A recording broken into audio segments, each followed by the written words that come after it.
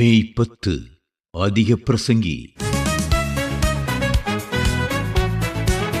கிறிஸ்து இயேசுவுக்குள் தேவன் அழைத்த பரம அழைப்பின் பந்தய பொருளுக்காக இலக்கை நோக்கி தொடர்கிறேன்.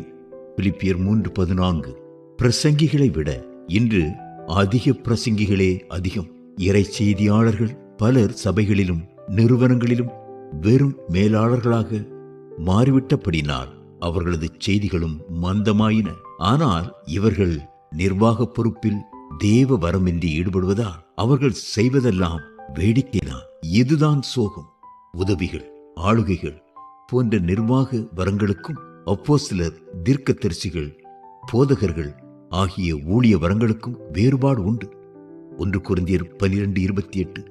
ஒரு சிலருக்கே அத்தனை வரங்களும் எல்லா துறையிலும் செயல்படும். அப்படியே இருந்தாலும் முக்கியத்துவ வரிசை நிர்ணயிக்கப்படாவிட்டால் 2 துறைகளுமே பாதிக்கப்படும்.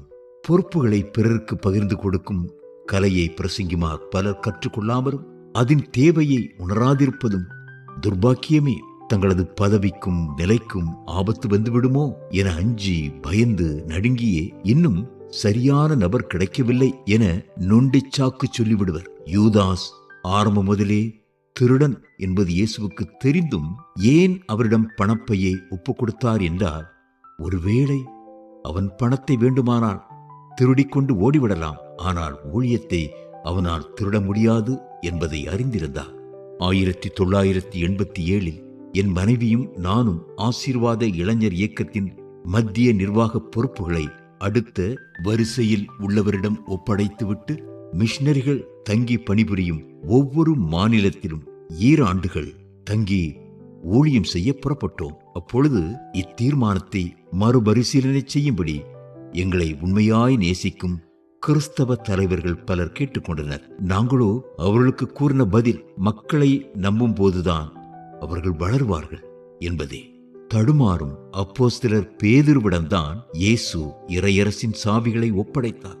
அவரும் பின்னாட்களில் பாறை போல் திடமாய் திகழ்ந்தார். மத்தேயு 16:18-19. இஸ்ரவேலர்களை வழிநடத்திய மோசேயிடம் அவரது மாமனார் எத்திரோ சரியான வேளையில் கொடுத்த ஆலோசனை காலத்திற்கு முன் கரைந்து விடாது அவரை பாதுகாத்தது எனலாம். இதனால் மோசே மக்களுக்காக நிற்கவும் மக்களுக்கு கடவுளின் செய்தியை கொண்டு வரவும் லகுவாயிற்றே. புதிய ஏற்பாட்டில் அப்போஸ்தலர் இதே தத்துவத்தை செயல்படுத்தினர். ஜெபிப்பதற்கும் பிரசங்கிப்பதற்கும் தடைவராதபடி நம்பிக்கையுள்ள 7 பேரிடம் அப்போஸ்தலர் பந்தி விசாரிப்பை ஒப்படைத்தனர். அப்போஸ்தலர் நடபடிகள் 6:4. ஆனால் நாமோ நிர்வாக பொறுப்புகளுக்காக வசன ஊழியத்தையும் விட்டுவிட விசனமடையோம். பதவியும் புகழும் நம்மை அவ்வளவு ஆட்டி படைக்கின்றன. மனம் திரும்புவோம். விண்வேந்தரே, பிதாவுக்கு சமமாயிருக்கும் பதவியை விட்டீரே, என்னில் காணப்படும் பதவி மோகத்தையும் அதிகார ஏக்கத்தையும் நீக்க மாட்டீரா?